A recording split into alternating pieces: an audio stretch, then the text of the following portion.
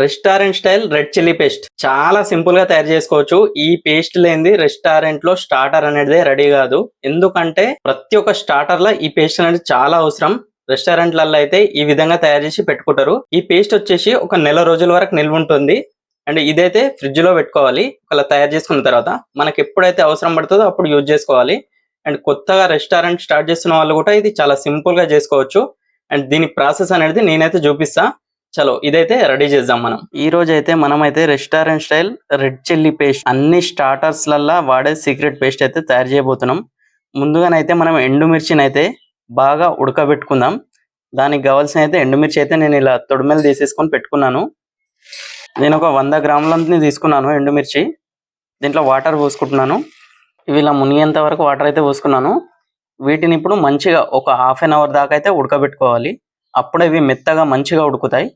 మిర్చి అయితే ఇలా అయితే ఉడకబెట్టుకోవాలి. మొత్తం ఉడికిపోయినాయి ఇవి. వీటిని ఇప్పుడు వాటర్ మొత్తం వంపేసి దీంట్లో ఐస్ వేసుకుందాం. అండ్ చల్లటి వాటర్ పోసుకోవాలి. ఐస్ క్యూబ్స్ వేసుకుందాం. ఇప్పుడైతే వేడి వాటర్ తీసేసిన తర్వాత ఐస్ క్యూబ్స్ వేసుకోవాలి. అలాగే కూల్ వాటర్ పోసుకోవాలి. ఈ ఐస్ క్యూబ్స్ కూల్ వాటర్ ఎందుకంటే మిర్చి అనేది మనం ఒకవేళ పేస్ట్ చేసిన తర్వాత తొందరగా బ్లాక్ కాకుండా ఇలా ఫస్ట్ ఇలా చేసి పెట్టుకోవాలన్నమాట. మిక్సీకి ముందు ఇలా చేసుకోవడం వల్ల ఏంటంటే రెడ్ పేస్ట్ అనేది బ్లాక్ కాదనమాట, ఎప్పటికీ రెడ్గానే ఉంటుంది. ఇప్పుడు వీటిని అయితే మిక్సీ పట్టుకుందాం. అందులో ఒక 6-7 మాత్రం వెల్లుల్లిని వేసుకుందాం. ఇలా పేస్ట్ చేసిన తర్వాత దీని తయారీ విధానం స్టార్ట్ చేద్దాం. ఒక 2 టేబుల్ స్పూన్ ఆయిల్ వేసుకుందాం. పేస్ట్ని అయితే ఆయిల్లో వేసేసుకుందాం. ఆయిల్ అనేది ఎక్కువ హీట్ ఉన్నప్పుడు అస్సలు వేయద్దు. వేయడం వల్ల ఏమవుతుందంటే పైన చిత్తుతుంది అనమాట పేస్ట్. నార్మల్ హీట్ ఉన్నప్పుడే వేసేయాలి ఇది పేస్ట్. దీన్ని మంచిగా కలుపుకోవాలి. ఇలా కలుపుకున్నాక ఇలా ఆయిల్ అనేది కొంచెం బయటకు వస్తుంటుంది, మంచిగా ఉడుకుతుంది. ఇలా దగ్గరికి అయితే ఉడకబెట్టుకోవాలి.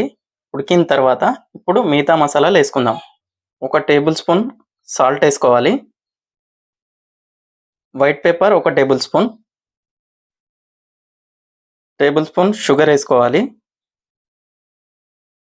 టమాటా సాస్ ఒక పెద్ద టేబుల్ స్పూన్ వేసుకోవాలి.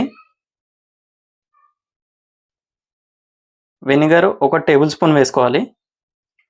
వెనిగర్ వల్ల ఎందుకంటే మనకి ఇది ఒక 1 మంత్ వరకు ఖరాబ్ కాకుండా ఉంటుంది. అండ్ కలర్ కూడా చేంజ్ కాదు. వెనిగర్ కంపల్సరీ వేసుకోవాలి. Vinegar and tomato sauce. దీన్ని కొద్దిసేపు హై ఫ్లేమ్లో పెట్టుకొని మంచిగా కలుపుకోవాలి. మంచిగా దగ్గరకు అయ్యేలాగా కలుపుకోవాలి.